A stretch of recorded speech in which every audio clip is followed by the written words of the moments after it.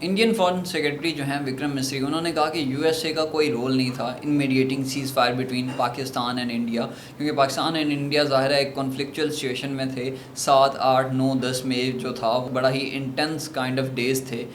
دونوں کنٹریز کے جو لوگ ہیں ان کے لیے، پاکستان ہو یا انڈیا۔ اس کے بعد جو ہے ٹرمپ ایک ٹویٹ کرتے ہیں اور اس میں کنفرمیشن کی جاتی ہے کہ پاکستان اور انڈیا جو ہے وہ سیز فائر کے لیے اگری ہو گئے ہیں، اور ٹرمپ ملٹیپل فورمز کے اوپر، ایون سعودی عربیہ جاتے ہیں تو وہ کہتے ہیں کہ میں نے دونوں کنٹریز کے درمیان میڈیٹ کیا ہے۔ ایون امریکہ میں وہ 3-4 مرتبہ جو ہے کنفرمیشن کرتے ہیں ڈفرینٹ انٹرویوز میں کہ میں نے ان کے درمیان میڈیٹ کیا ہے، جبکہ دوسری طرف انڈیا اس آئیڈیا کو بورو کرنے کے لیے راضی نہیں ہے۔ اور وکرم مسری نے کہا کہ جو سیز فائر ہے وہ بیسیکلی پاکستان کی ریکویسٹ کے اوپر ہوا، لیکن جو اسحاق ڈار صاحب ہیں انہوں نے کہا کہ CNN کو جب انٹرویو دیا تو انہوں نے بتایا کہ جو مارکو روبیو ہیں جو کہ سیکرٹری آف اسٹیٹ ہیں امریکہ کے، انہوں نے رابطہ کیا اور انہوں نے کنفرم کیا کہ India is willing for a ceasefire, so are you. اس کے بعد جو ہے اسحاق ڈار صاحب نے کہا کہ ہم لوگ ولنگ ہیں سیز فائر کے لیے۔ اور جو پاکستانی پرائم منسٹر ہیں شہباز شریف صاحب، انہوں نے بھی کئی بار پریز کیا ہے ڈونلڈ ٹرمپ کو، تھینک یو کہا ہے کہ آپ نے یہ سیز فائر کرایا اور اس وار کو اوورٹ کیا ہے۔ لیکن وکرم مسری یعنی جو کہ انڈیا کے فارن سیکرٹری ہیں،